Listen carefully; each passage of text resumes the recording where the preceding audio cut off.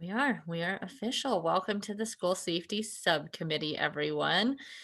Um, we are not going to have Kamal today. I think he emailed everyone to let us know that his work obligations are going beyond normal hours. But I believe that's the only person we've heard from on the subcommittee who officially has said they won't be able to be with us. Um, so outside of that, I see we have Madar and Dati and Is it Ephraim or Ephraim? It's Ephraim. Ephraim. That was my first instinct, but then I second guessed myself. I have a tendency of Spanishing all names, and I always want to call him Ephraim. Yeah, I understand. Ephraim, thank you for being here. And then we have Nicole is with us. Hello. Okay, so picking up from where we left last time, I believe, did we all get minutes from Coletta today? Trying to remember with all the emails. I think we got minutes out and I put together the agenda. We all put the agenda together last time at the end of our meeting. And so here we are ready to tackle that. And I sent an email earlier today, just trying to give us a little bit of a leg up and head start. I don't know how many people were able to do that, but that's fine. I mean, it was like 2 hours before the meeting. I just thought in case anybody had thoughts and had time to jump in there and take a look, we could maybe get a head start. But really what we decided, oh, Samantha says she'll join us a little bit late. What we decided to do last time to pick up, we've spent a lot of time reviewing the research and identifying these gaps in things that we still need to know to kind of have a complete picture. I think we have a decent understanding now of what is intended with the school safety program and the SRO program based on the policies and all of the research we've seen. But I think overall what we've come to the conclusion is we're trying to figure out where the themes that I have sort of come up with is that we're trying to see where reality meets theory, right? That we know theoretically it's designed to function one way, and we want to understand a little more about if it's actually functioning that way, meaning are the elements of accountability mostly in place, things like that. We're also looking for that additional bits of data that are a bit more recent and a bit more broken up in different ways.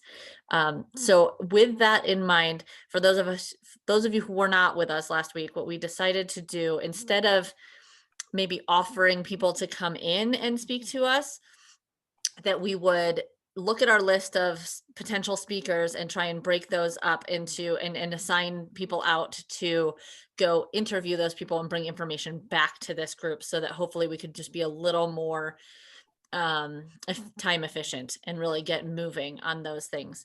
So with that in mind, does anyone have anything else off? I think I officially for my agenda, I think I'm supposed to review the agenda first. So Cindy, will you pull the agenda up just to say we reviewed the agenda, even though we made it all together last week, if you have it on hand, Cindy? Let's see. If she doesn't, I will find it. It's December. Wow. Sorry, Siobhan, I do have it up. Is it showing up? Oh, great. Now I see it. Okay. We had welcome and agenda review, and here we are reviewing the agendas.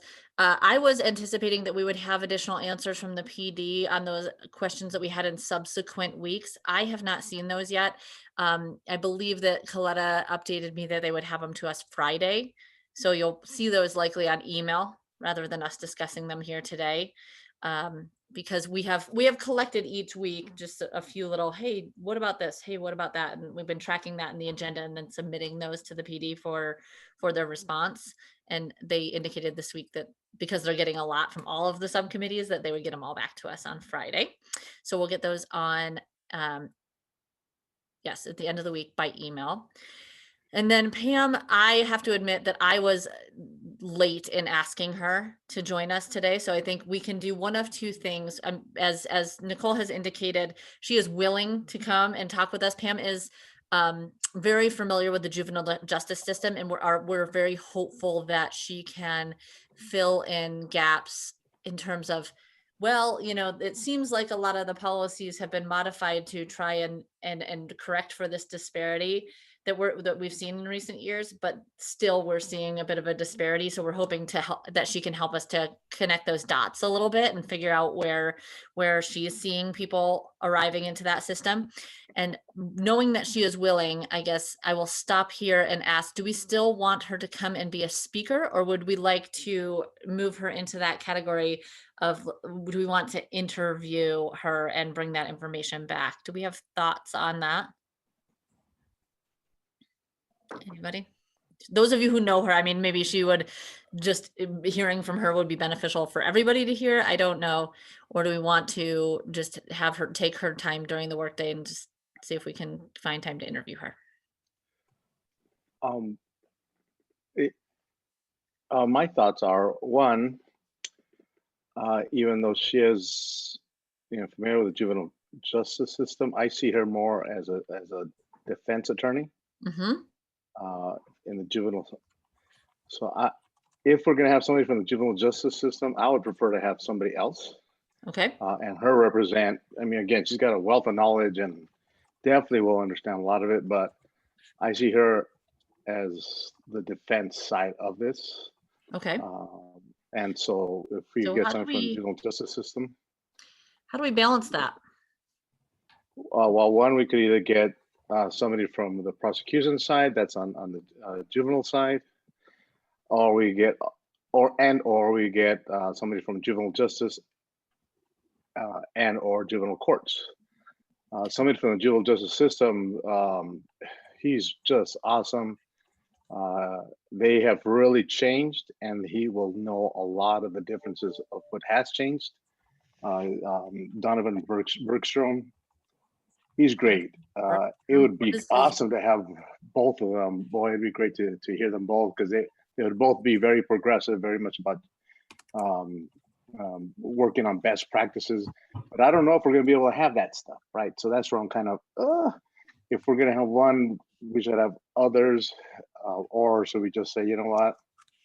Let's just divide and conquer and come back with reports. Well, I mean, I guess it's really up to what we want to shoot for. Of course, a lot of this will depend on people's willingness and schedules, right?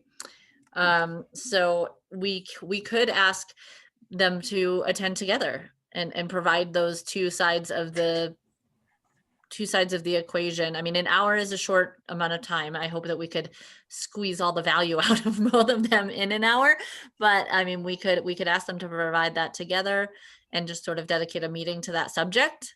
And they've worked together. They've been probably in a zillion meetings together as well too. Okay. And again, they're both nice people, which is great, because then they're willing to, because I could see them, just both of them working off each other and stuff like that. Nicole, do you know Donovan? No, I know of Donovan. And I was gonna say, my only concern of having a prosecutor come in is there tend not to be many dedicated juvenile prosecutors. They tend to rotate through pretty quickly. And I don't know how it is now, but for the longest time, juvenile court for the prosecutor's office was the beginning square and the timeout square. So if you did something wrong or bad, you were booted down to juvenile court. So that would be my hesitance in having a prosecutor talk to us. I don't know how broad their knowledge base would be, and I don't know that. And it's not that I have anything against prosecutors. It's just the way that the prosecutor's office is handled with the juvenile court. I just don't think we'd get a lot of helpful information out of it. So that was my concern about having a prosecutor come in and give that kind of perspective. The juvenile court, I'd be fine with someone from the juvenile court coming in. I'm not sure who that would be. It'd probably have to be someone from the administrative office of the courts. And I'm not sure what kind of data they would keep on these cases specifically. But I think having Donovan and Patty, Pam, geez, sorry, I have another Patty on a case. Pam talk to us would be really helpful. And I've heard Donovan's incredibly dynamic, just like Pam is. Okay. Yeah, he's great. And you can talk how that's changed too since the policies have changed, how JJS changed, because they Right. really changed. So Right, that'd be JJS really went through a cool. lot of changes. Yeah. Yeah. A ton. The person in the courts would probably be Megan Hanley. She would probably be a little bit harder to get in, but if we could at least get Donovan in. What's her name? Megan. Haney, Haney. She's with third district as well, although she's actually, I think, over everybody. One of the ones up there. But really, Donovan, he's like Pam. He's willing to go out and, hey, I'll talk to community. You know, it's good to inform our community so we get the word out as well as listen, and then we could change also what the community is telling us too. Okay. Well, I'm just going to quickly scoot through the rest of this agenda so we can take this down and then bring up our list and look at that more closely. Okay. So we're going to have a matrix of individuals. The subcommittee will interview and develop questions for interviews. We'll do that. And I have those ready to pull up, and then discuss next steps, additional data, and set our next meeting agenda. So Cindy, if you want to take this down, I can pull up the list that I have going and we can look at that together. When it comes to, this is my technical issues. Yeah. When you bring something down from like that link that you put in, Mm-hmm. and then there was actually an attachment as well. If I downloaded that attachment, does it change? Oh, is this from you guys? Yeah. Okay. Oh no. You just typed that in, or somebody did. I just wonder, when I write something in, will it change it if I downloaded it, or only if I go into the? Only if you do it on the online. If you download it, you would Okay. have to like send us an updated copy for us to see that. Okay. If you open it and type right into it, I believe it depends on if we gave you editing powers or just viewing powers. Cindy, do they have editing powers or just viewing powers over this? As of right now, do we know? My button wasn't activating. Yeah. The members have editing powers.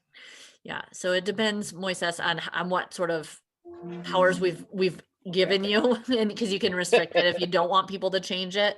But in this case, you have editing powers. But I wrote those in just now as we were Yeah, because I talking. downloaded it and I don't see my changes in Yeah, there, once you so. download it, it only lives on your computer, and you would have to Great. email it back to me, which is fine too. Like I said, you could have emailed it back to me. You could have typed And you know who I would change instead of Megan? I'm sorry, I should have said Ron Shepard. Ron Shepard's actually more available. Is he also a third district court? Yes, The administrative he's office. much more. Yeah, he's much more available and Okay. willing to do community stuff. Sorry about that. Okay, so these are just people that I have tracked from our conversations. I'm not advocating that we need to talk to all of these people. These are just people that have come up in conversation. So I wanted to run through this where we can add, we can take away, we can decide we want to talk to them later or now. But when Weston was with us for our first subcommittee meeting, he suggested Angie Doan, who is no longer with the city, but was very instrumental in doing the MOU for this. So it could probably give us some context about the conversations that were happening and the intent behind that document, which I think would be useful, because it does feel very much like we're picking up where others have left off, because there's been conversations about this over time. So I think it'd be really nice to know what roadblocks they ran into, what the challenges were in putting that document together. I think the backstory could be useful. Does the group agree that she's still a valid person with I mean, obviously she's a valid person, but is she valid to this conversation? Is she is going to be useful to talk to? I think she is. And I think it should be someone less to present to the group and more someone to interview. Okay. Along with Mark Kittrell, to give the city's another version of the city's MOU, I guess the police department side of it. Okay. So we will say she can be an interview. That's my vote for her as to interview. Okay. And then the school SROs, we have a list of the current SROs. And so when we talk about that gap of what is intended versus what actually happens, I mean, it seems we have within the listening session process, we have the ability to pull the SROs together with others who've interacted with SROs and have a conversation that way within the listening sessions. We could also interview them, and if you all are personally interested in doing that, we could, kind of grab a random sampling of those that are working in the Salt Lake City district and see what their experience has been, or take a recommendation because the commanding officer over them is this Doug Tierlink. We could ask him who he might suggest or who have been there a while and have something to share. How do we feel about interviewing them versus sort of, doing a focus group as part of the listening sessions? Any opinion? So Doug has been there quite a while, Mhm. and he was with Horizonte, and he just got promoted his first year as the SRO sergeant. I think a focus group would be great, so we could hear, not all SROs are alike, right? Mhm. I just don't know right now, since they are not in the schools, because there is no school, Mhm. uh, the the logistics of being able to get them all at the same time. Well, So maybe we could, I could ask Tierlink on mhm. if that's even possible. Okay. If that's Well, maybe when we interview him, we can ask it what's going to work best for people, especially people who work different shifts and things like that. I know it can be difficult to pull them together into one space. So maybe interviewing will be preferred just to get to them. We'll have to see. And the other question I have about that is we do want to make sure they're as candid as possible. We should look at ways to make sure that they feel like they can be candid. Yeah, and that was discussed as we were setting up the listening sessions. We know that there are some of these groups that will just be a bit more sensitive or need to have a safer space created to for them to be candid. So that's something that we can work through to decide if it's a focus group, if it's one-on-one interviews, or what's the very best way to get candid feedback that we need without them feeling at all at risk. So we will keep the possibility of interviews open if maybe that's more comfortable. We will see and base that on. And I guess that's the other group that I did not write here is, which is because it's also kind of considered part of that listening session, is parents and administrators who have interacted with the SROs. And right now, the plan is to tackle that during the listening section time, but we'll kind of put that in that same category if everybody's okay with that, because I think that's really helpful feedback. We just need to, like you mentioned, be really thoughtful about how we get that. The school district representative to the SROs, Coletta's working to get me that person's name, unless anyone knows it off the top of their head.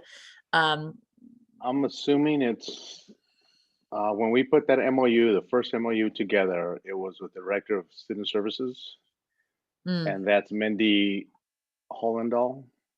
Mindy? Yeah, let me spell it for you, MINDI, and then HOLMDAHL.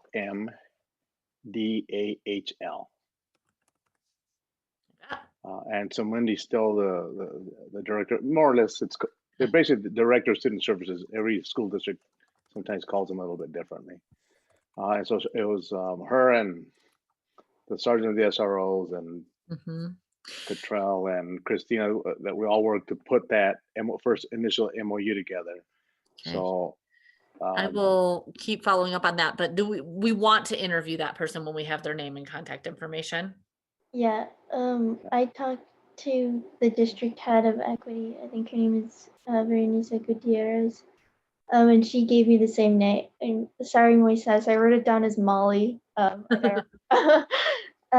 but I asked her if they had data on teacher referrals, and Ms. Gutierrez kind of gave me the impression that they don't have that data. And she thought that it would be a cool thing to collect, but that's not in place right now. But what they do have is that something that might mirror that is that Salt Lake City School District was flagged by the state for reporting 45 students as emotionally unstable, 43 of whom were Black refugee boys. And so they had an investigation take place. I think they're kind of in the process of that. So that's something that went directly through teacher referral. So that's kind of all I've got.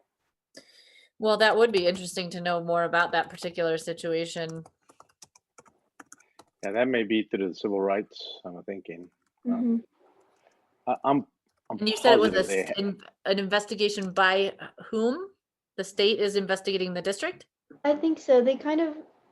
She didn't really touch too much on it, but she said that the state had flagged Salt Lake City. And I think they're kind of trying to address that. There were 2 white students and 43 Black students. I wonder if that's only Salt Lake School District, because that's a lot. Yeah, I will, so I'm putting it in the note section simply to whoever interviews that person will want that to be kind of something that person touches on that might be distinct from other interviews. So we'll leave that there. Thank you, Dati, for bringing us that info. I just want to give kudos to Dati. She took it on her own to find out who's in charge of equity, and reached out, set up the appointment. And then when I said, "Hey, I can support you," she's like, "Man, I could do this on my own. Get out of here." So great, kudos, Dati. All right. Thanks. Yeah. I'll need you next time though, for sure. I don't know. You're pretty powerful. Okay, so what you said, Moises, about Sergeant Tierling kind of flagged in my brain is if he's brand new to that job, do we need to talk to his predecessor instead, or also? He's new to being the sergeant over SROs, but he's been an SRO for a long time. Okay, so you think he will still be good to chat with? I mean, obviously he's going to be good to talk with. I just wasn't sure if somebody with a longer tenure in that director position might be able to bring other data. We can talk to him as well, but the truth is, when that guy came, he came from robbery, and he had no idea what an SRO was. So it took him years to figure that out, even though he was in charge of them. And he did a fairly good job, considering that he had he's never been an SRO. So Tierlink, on the other hand, has been an SRO and is now in charge. Okay, because one of the things that we decided we want to know from that person is the accountability, like those quarterly and bi-annual meetings that were mentioned in the MOU, that hey, they need to be having these accountability meetings. That was one of the things we really wanted to dig into. So that was my question, is if he's brand new, will he know the frequency of those? Will he have been involved in them? That kind of thing. I'm sure he has, but if you want, the person that used to be that is Sergeant Phil, Phil.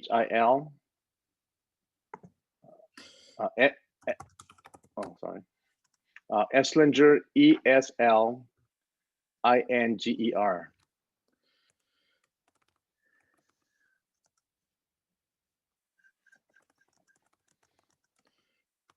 Okay, and I'm not trying to make more work for us. I'm just wondering if, because of that very specific thing we're trying to dig at, I don't want to put him in a situation where he can't answer. And he was, and Phil was with Mindy and myself and others, the attorneys, all doing that first initial MOU. So. Okay, so he might have some for historical piece that would also be helpful. Okay.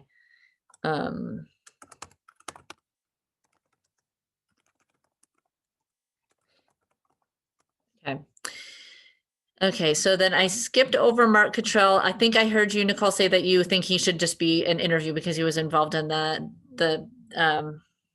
MOU. And then what I wrote here is to some of those questions we had about the policy that we talked about last week. We had flagged a couple sections of the policy where, like, for example, what was it? Reasonable, I can't remember. It's in my questions. It'll come up. Probable cause versus reasonable Yeah, suspicion. yes, thank you. Yeah, and that we had flagged a couple of those sections, and I was wondering if Mark could help us to unpack that a little bit as well. And what kind of accountability there is to those Hey, things. Nicole, do you think if we're gonna have Mark, should we have then the Salt Lake PD, the Salt Lake School District attorney's side, Christina Kendall, who was a major part of that MOU? I mean, I'd be fine with Christina being a part of it or just interviewing her as well. I don't know if we interview all three of them together, but I don't think we can get them together. I don't think, you're not going to get 3 attorneys to be scheduled at the same time anytime soon. Exactly. I've learned that as in trying to even schedule a quick scheduling conference to schedule a hearing. It's good luck. Good luck getting 3 attorneys to be scheduled together. It's with a K. Christina Siobhan, with a K. and it's Kindle, Kindl. And the reason it would be great about both of them is when that came out, that we also did an MOU training. So not just a training for SROs, but specific to the MOU. And both the attorneys were there. The superintendent was there, as well as the chief of police. So. And then we were talking about maybe some combination of these 3 coming in and presenting. Pam, for sure, it sounds like that we want to that I think everybody might benefit from hearing from her. Does that sound right? I think Pam and Donovan together would be helpful. Okay. Ron may be able to provide some data to us. I can interview Ron, or I can invite him, whichever. Okay. Again, he's also very much about being helpful, Okay. Especially considering from the courts. So I'm curious, we haven't heard from everyone today. It's been just a couple of us talking, but does anybody have others, based on the research you've done, based on what you know about school safety or the concerns that you have, the reasons you're here on this subcommittee trying to tackle this, are there other individuals you think would be beneficial to reach out to and interview for this process? Or have we covered all of those categories for all of you? I want to know if we could interview what are they called? They just got 6 new ones. They say they're going to get 6 new ones. What are they called? The social workers. The social workers that work directly with the SROs. I think that'd be someone important to kind of get their point of view and see how they function together. Yeah, I like that. Especially if we look, if thinking back to our purpose that we identified as a group to decide if this is the very best program to accomplish these things. I think knowing and some of the things that you brought up last week, Moises, those additional services, the wraparound services that are coming in more and more. Let me tell you, that's a very new program. It just got funded and they're not up and running yet. They're still hiring. But perhaps we could interview the director, and she's been for a while. Wasn't there one previous to now? Yeah, the director. Oh, that was the one. Oh, so okay, the one is the director. Interesting. Okay, yeah. And do we know her name? Yeah, I think you said she. Ashley, ASH LEIGH.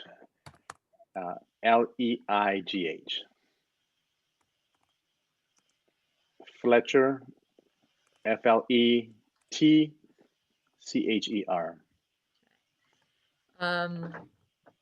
And then and so she's the director of the Promising Youth Project.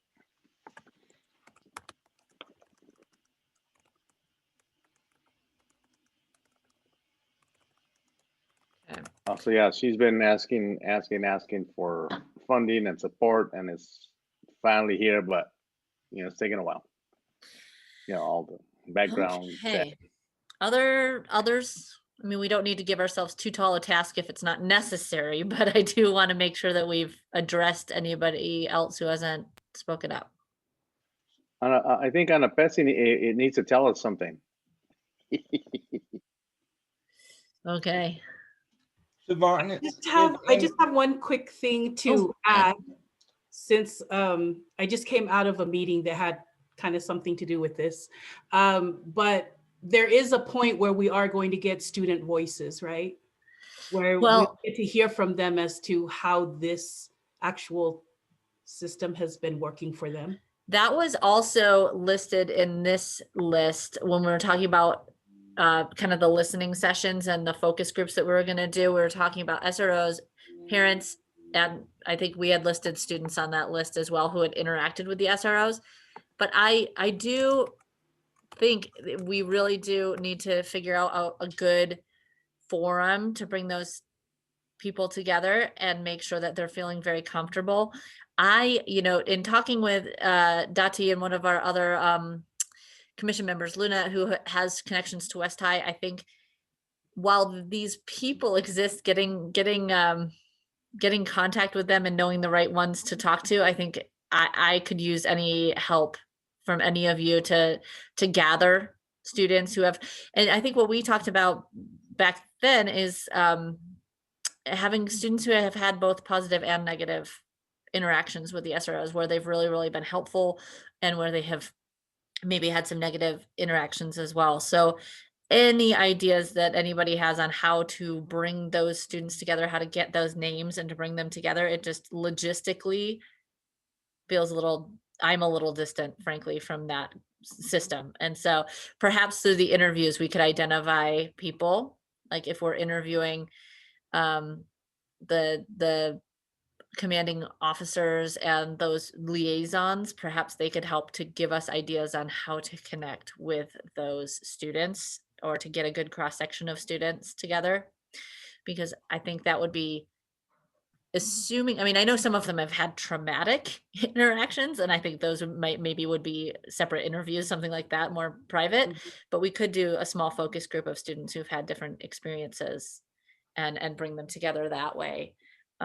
So reach out to me if you have ideas or connections, and if not, then I think we may lean on the people who are doing the interviews with those commanding officers to help us continue to make those connections and get those students together. Yeah, I would suggest talking to Luna, and I know a lot of, I'm one of the old folks now, but I'd focus on social media. I know those kids are really connected with that, but I think it's going to be, and Dati, please jump in. She's been very helpful. She and I have been talking on email, but it still just feels like it's going to take a couple steps to. Yeah, I would say. Luna knows a lot about that group of kids too. She'd be able to give some perspective. I will say that she's busy. I haven't heard back from her yet, but I know I'll corner her and get her info as well. What were you gonna say, Dati?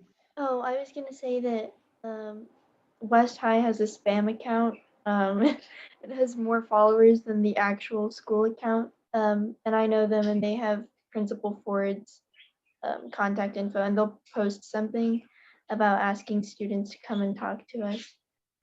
So that might be one way. And then asking the school district to post something on their Instagram, that would be another way. And we have Junior on our commission too. He's a football coach, so come on now. Yeah. Put him to work. Ain't that right, Anna Pessy? What about what was the other? You said West High's what account? Junior. Their spam account. Family account?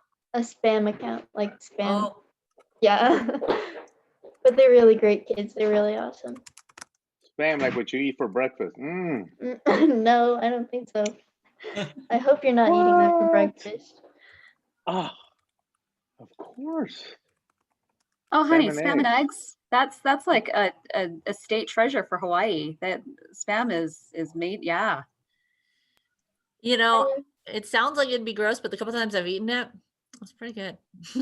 It's really good. Yeah. Okay. It is good. It gets a bad rap, but I think it's pretty good. Dati, we gotta teach you. Yes, you do. Spam way. Yeah. But I'm going to stand behind Dati and say that maybe it's not a breakfast food, but I don't know. So. Siobhan? Yes. Andrew. Hi. It's Andrew Riggle with the Disability Law Center. I sent collected some potential contacts last week. I'm not sure if you got them or not, but I'll double check. There are many emails. If you If you didn't, I would suggest at least thinking about Anna Thomas with Voices for Utah Children, because she was heavily involved in the debate around juvenile justice reform, and also following up on its implementation. And I believe that late this summer or early this fall, Voices actually produced a report on JJ reform thus far. And then she also has a group that she spearheads, of a group of teachers and other educators who are specifically interested in and focused on restorative justice. So that they might be able to provide some interesting perspectives as well. Okay, I'll grab those from Coletta, the kind of official version that you sent over to her, and make sure that we have them on here to talk with. And the other set that was in that email to Coletta was just because you all were talking about data last week and what data is out there and where can we get it. I sent her the names and contact information for the school safety team at USBE, including their data person. Okay, thank you. And we will grab that.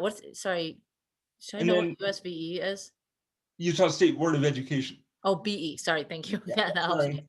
And then just informationally, one last thing, I was looking at while you all were talking, I was skimming the agenda for the State Board of Education meeting tomorrow, and one of the items that they have on their agenda is to discuss a state rule outlining what SRO agreements and memorandums should include.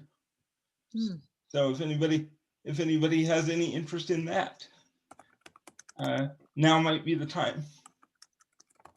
Yeah, there's a state level group that's working on school safety. Good catch, Andrew. So, yeah, and we do, I believe, I don't want to speak out of turn, but I believe the city has a representative on that committee who is kind of providing that liaison service, but I'll double check.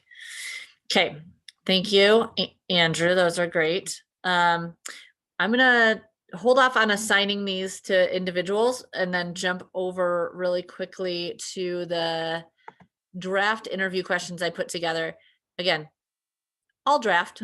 This was just based on the conversations we have had. I just wanted to get us a good start on this. So what I kind of dropped it into two different topic categories. Better understanding the gaps that we ID'd in the available data. And so these questions, I do interviews like this a lot for my particular work, just trying to understand the backgrounds of things. And I think know that all of these may not apply to everyone you're talking to. So we don't need to use this as a script necessarily, but just a conversation guide that if you're going to be helping with interviews. So first, I wish I could make this bigger, but I'm not quite sure I see how.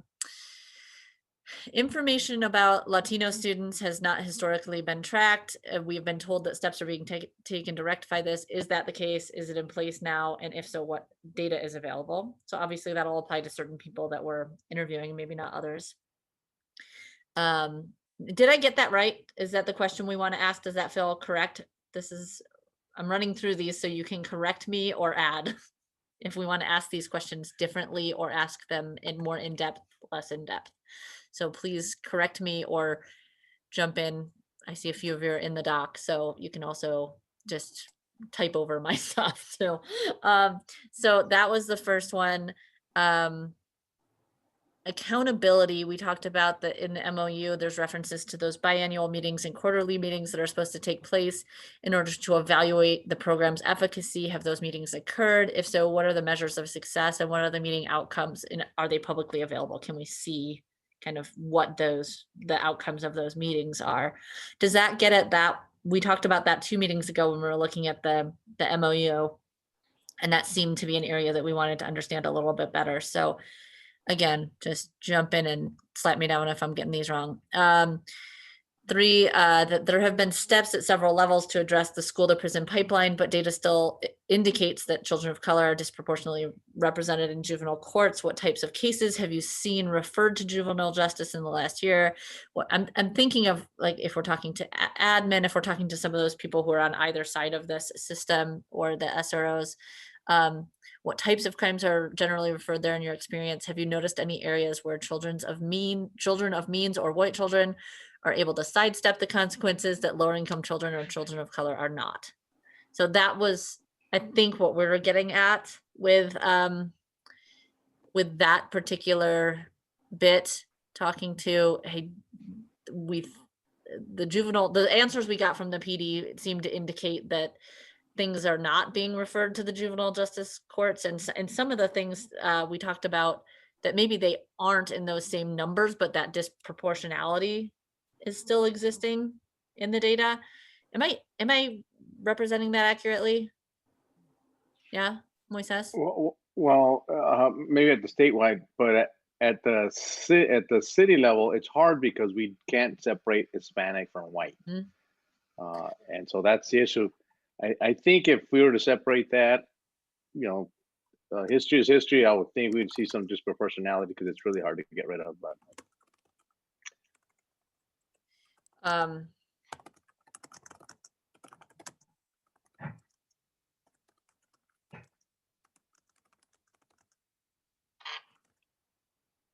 And something like in the have you noticed area where children of means or white children are capable of sidestepping consequences that lower income children? In that section, something kind of, we discussed this last Saturday, was like the school policies, West's tardy policy, which if you're late, you get fined $5 for being late, and that's something you could pay off. And that's something kind of we thought was unfair, and we thought that creates inequalities. And if you can't pay it off, you get a detention, and those detentions add up. And kids from the west side have difficulties getting there. They also take different modes of transportation. It's not as reliable, and there's kind of things like that that are kind of like school-based that we kind of want to bring up and see how they affect kind of like that school to prison pipeline. Okay, so these fines, if I'm following your logic, is that there's these fines for being tardy. If you can't pay these fines, which would be obviously, more likely children who don't have the means to pay such a fine would end up in detention, which then could kind of spiral into other behavior or problems with the getting in trouble. Yeah, and if you don't go to detention, and if you're a senior, you don't get to graduate. So there's like kind of things like that where they're concerning, and they may not be directly stated in like any policy or anything, I guess, but I feel like something we should bring up. Yeah, I would say, I go to West, and that's literally the policy that we have, which I think is very backwards of us. But I would also say that, when we're evaluating the SRO program, we're asking ourselves to look at the outcomes of the SRO program, and it has to be benefiting students, correct? So if SROs are supposed to be role models for students, how are we evaluating that? Do students need police officers to be role models? And if SROs are in place to help students out in terms of safety, if they're supposed to be our advocate for when the real SLCPD rolls into our school, how are SROs being held accountable for being advocates for students? And in terms of school shootings, like I've heard people say this all the time, that SROs are there to help us, but we saw in other school shootings, I can't remember which one it was. There's been so many, but there's been an SRO who was just standing outside while 11 children were shot to death in that high school.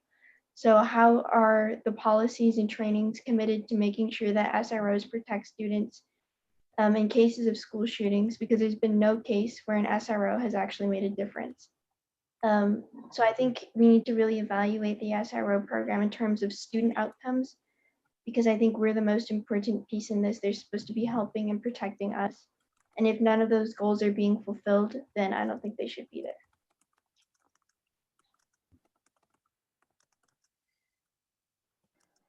I really like that advocacy piece. That is a great piece to put in there because, there are all Salt Lake Police Department, they have a different role there as educators. And oh man, that's good. I'm glad I thought of it. That's an excellent point, and I think it kind of goes with what we had talked about in the beginning as far as safety. Like, who are they really there for, and for whose safety? Because I know that has come up quite often. Okay, so I'm gonna move this up to kind of this accountability one that we have in number 2. I'm gonna make it a subset of that because I think it's, we were asking that question in number 2 about, hey, there's this process in place to evaluate the efficacy of this program. And we asked about what measures are they being measured on and what's being evaluated. And I think that's a really good in-depth way to ask that question in a different way and understand it. Take it back to the whole purpose of the program. Thank you, Dati. And then the other topic that I talked about is kind of back to what Dati was saying is I thought it was beneficial to say in your own words, what are the goals of the SRO program? Because it's written down in a couple of the documents that we reviewed, but I'd be curious to talk to the people who are actually involved and get their understanding of the intent of the program outside of just what's written. Also, what benefits have they personally observed of the program and what challenges are still out there for the program? Do you think this is the right program to address those goals? If they mention a few goals, do they think the SRO program is the right one? And I think that'll be interesting if we talk to the social workers to see what their take is on that. And then we've reviewed the policies and other data about school safety, and it seems the role of administrators and juvenile justice system are very much linked to the outcomes of the program. Are there any observations about these associated systems that you feel would be helpful for us to understand? So those were just based on my memory and understanding. What else do we want to think about? We're going to be talking to these people. Think about sitting down in front of Mark Cottrell or the sergeant in charge of the SROs. What else would you want to ask those people? Are there other things? And obviously you're not going to be held to these draft questions, but I think we really do want the data that we bring back to this group to be useful for our decision making and to be able to, when we get answers to these questions, be able to use that and help it to supplement what we already know from all of these reports.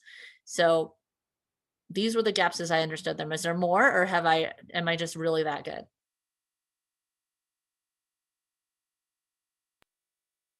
I'm not, guys. my main thing is I'm fine with what you've written. Is this isn't the school resource officer committee subcommittee? Right. It's a school safety. And right now the focus has all been on the SROs. And so I'd like, if we would be able to, is ask about school safety in general, and not just school safety as in a physical safety and as in we're not getting harmed, but also what do we need to create a healthy learning environment where we can all reach our full potential, right? It's not just about reaching that, oh, okay, I feel safe, I'm not going to die. No, I feel so good in this place. That learning is awesome. I love the people around me. I feel safe. I'm going to miss high school, right? I sure did not miss high school. My school was not safe at all. Definitely not for learning either.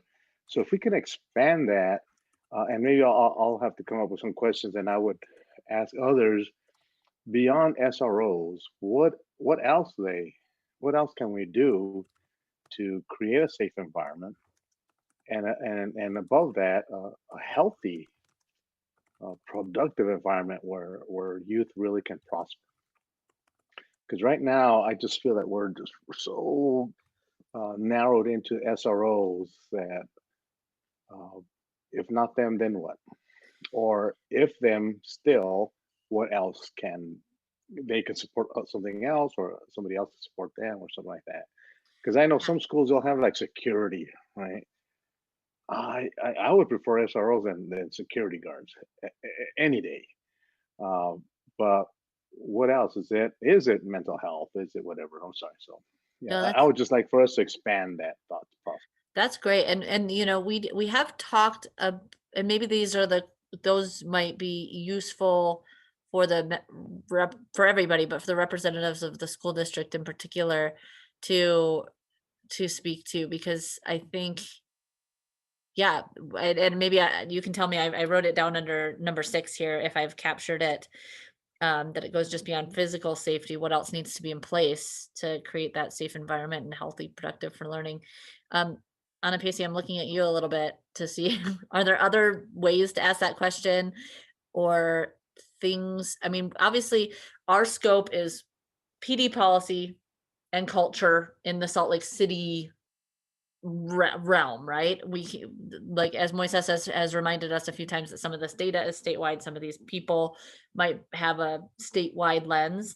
And so I think helping them to focus on Salt Lake City, and are there Salt Lake City specific elements that we really want to dig at, because that is our sphere of influence as this subcommittee.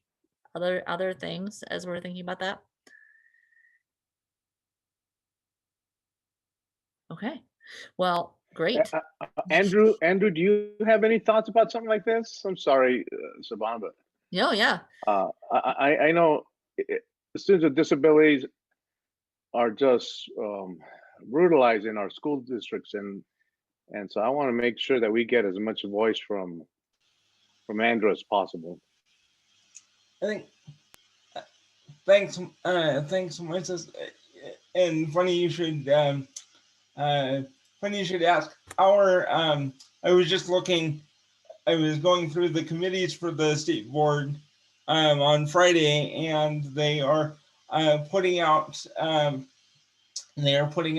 model district and school-based threat assessment policies for consideration. And I was just going to say that when it comes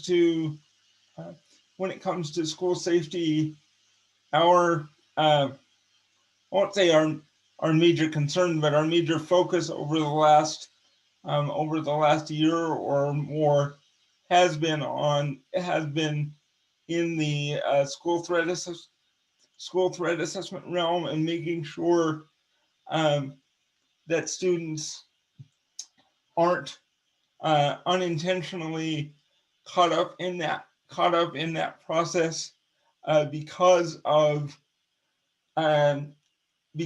behaviors related to their condition or disability, and that if somehow they are, that there is a way that they are that the school understands that it has a responsibility to assess those kids for special education services, to make sure that they not only that they're not only safe in school, but that they get the supports that they need to be successful in school as well. So I think at the moment, that's where our focus is, in making sure that kids potential manifestations of their disability don't get them mislabeled as a troublemaker and as a potential threat, and instead are an opportunity to say, hey, does this kid need additional supports and services in order to be successful and reach their potential? Okay, I'm adding something here. Just, you know, Andrew, we've looked at some of those plans and we are trying to see if they'll change that wording of threat assessment. It just does not sound good. A lot of times, actually, those assessments are pretty positive, looking for the strengths of our youth that have disabilities. But when you put a word like threat assessment, wooey, scary.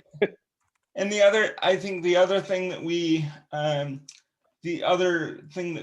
have concern about, we, you know, going to your point, Moises, that those conversations can be positive and helpful to the student and the staff who work with them to in developing strategies to be more successful.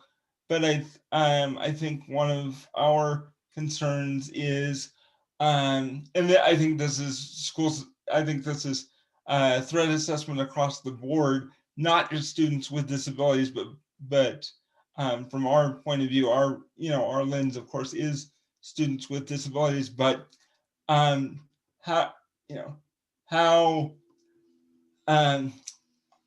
does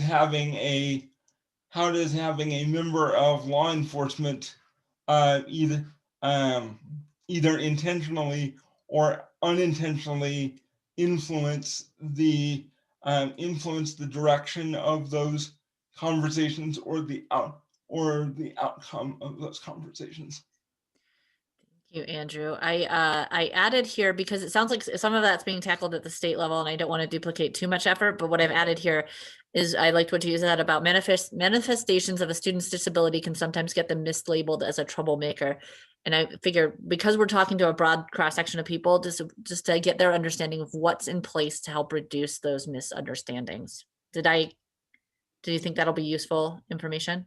I think any discussion that we the broad discussion around threat assessment will be helpful, and any small part of that conversation that can be dedicated to how it impacts students with disabilities intentionally or unintentionally will be wonderful.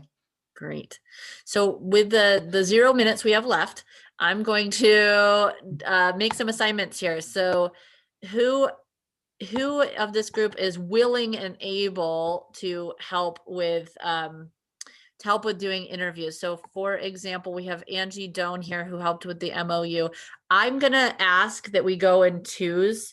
I do these enough that it's important to make sure you're not hearing it just through your own lens, and B, it's nice to have somebody to write and somebody to talk.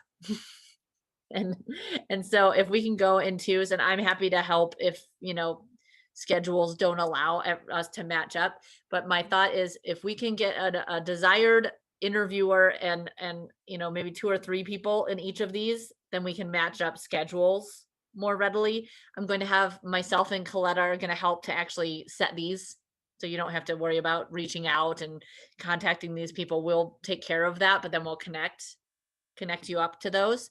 So who is willing to help interview Angie Doan? Can you speak up? Because I can't see everyone with my screen shared.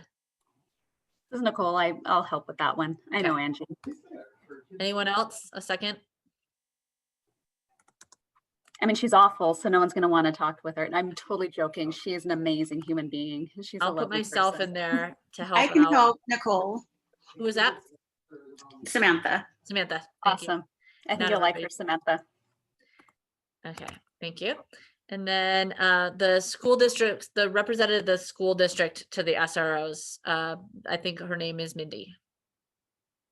Who is willing? We have Moises who's willing to do that.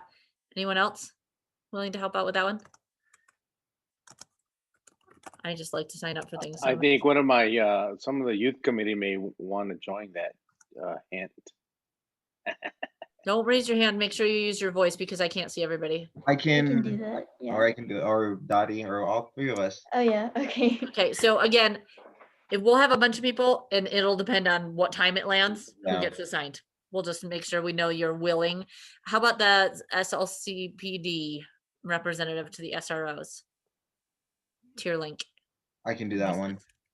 and Rogelio. Yeah, put myself there too, Okay, gotcha. please. Then Mark Cottrell, the attorney to talk about policy. We'll get attorney to attorney, Nicole. Yeah, Yeah, I think lawyers need to talk to them because they have their own language. we do have our own language. You guys can shorthand it pretty quick. And Yeah. I've known Mark for quite some time. We're mutual friends of people in law school, and he's great. Any And other? his nephew and niece go to school with my kids, so I know the I- kids. My kid went to school with his kid. Oh yeah, Kids, yeah. nice. The Olivia. little one? Yeah, the little one, not the tiny one, the next one up. They have a baby now. Yeah, they have a baby now. Yeah. Anyone else? Mark Cottrell. Maybe the attorney's not the cool one to go to. I'll put myself on that one as well, because I think from a policy perspective, it's really important that this group understand what we can actually affect and ways that we can adjust that policy, because that is squarely in our court to address. So the other is the Salt Lake School District Attorney. Anybody? We'll let Nicole. I'm fine with Uh, talking to all the attorneys. I'm good with that. I'm okay with that. I Can can join Nicole. The attorneys. Okay. Voice us. Okay, and then Now for the rest. the former sergeant over the SROs. I think that there are a couple of these that could be coupled up if the world lines up, and I think he and Doug Tierlink could go together, unless you see a reason not to, Moises, like unless there's some kind of rift. I would like to put them together. Yeah. Okay, so I'm gonna put us on that, and so Rogelio, you get signed up for that one by default because you're signed up for the other one. So Okay. the hope is to put those together, but again, schedules will dictate. Pam's gonna come in and present hopefully with Donovan, and then Moises, you said you would talk to Ron, right? Are you gonna stick with that answer? I wasn't sure if what we wanted was to get Pam and Donovan together, and did we want to invite Ron as well, or was that going to be a separate interview, or what do you guys want? I think because our meetings are an hour, we should. I think 2 people feels like a stretch. Okay. So Yeah, 3 would be hard. Okay, Sounds good. so Moises, anybody else interested in talking to Ron, or I can join you and be your note taker to extraordinaire as well. Can you put Kamal in there, and just so we won't forget that he may want to Yeah, and join something? if you talk to him offline, this document is a shared document. He can sign himself up, and others who are not here. Hi, if you're watching our video, feel free to sign yourself up for ones if you're not currently signed up. And the social worker. I would like to be part of that one. Sorry, this on a Bessie. Yep. This is Samantha. I would like to also. Okay. Put me in there. I may be more just the person to bring y'all together. So yeah. Okay. I almost feel like I don't want to be there, so just to get a different perspective without me being there. But I know her really well, so I prefer to get that group together. Okay.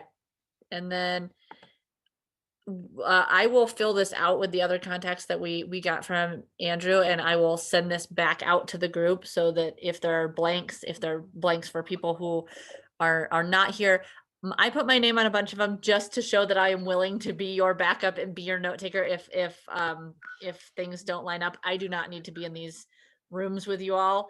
But a couple quick thoughts is just, yeah, it's better to have 2 people and keep the conversation really laid back and simple, but do take notes. If they will let you record them, that's a great way to, and since everything is mostly virtual right now, if they will let you record them, do that to back up your note taking, not because we're going to post them or share them, but to back up your note taking or to share small in this small group.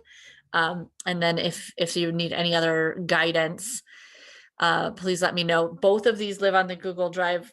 I am happy to download them and email them as well if anybody's having Google Drive trouble. In the interim, we will work to set these up over the next couple of weeks. Obviously, there's holiday stuff to consider, but I think I'd like to get as many of them done in the next couple of weeks so that we can go from there. So setting the next agenda feels relatively straightforward. I would say reporting back on any of the interviews that have been conducted within the week, if we get any within the week. And I'm still communicating with Pam, and hopefully her schedule and Donovan's schedule will line up to meet with us next week. Is there anything that is feeling more urgent for anybody to add to the agenda, or things that we haven't gotten to yet? Siobhan, were we gonna? Oh, I'm sorry, somebody else gonna talk. Was this group going to provide input on the listening sessions for the future? Yes. So my hope is that we can do that over email, because that will become urgent this week. Probably before our next meeting, but if it doesn't, Okay. let's put it on the agenda so to make sure we at least talk about that, and hopefully we will have made some forward motion on that over email. So Cindy, if you can stick us a placeholder there. And with that, are there any other thoughts or things that we didn't get to today that anybody wants to bring up before we close this session and let those who like to attend the next one jump to that one? Nicole, did you have something? You seemed okay. All right, then I'm going to close this meeting and we will see you all next time. Thanks for all of your great willingness to do this, and you will hear from us on email and getting these set up. Thanks, everybody. Bye. Dos Vidania. Siobhan, Bye. Yes, Cindy. before you hop off, if you don't mind, I just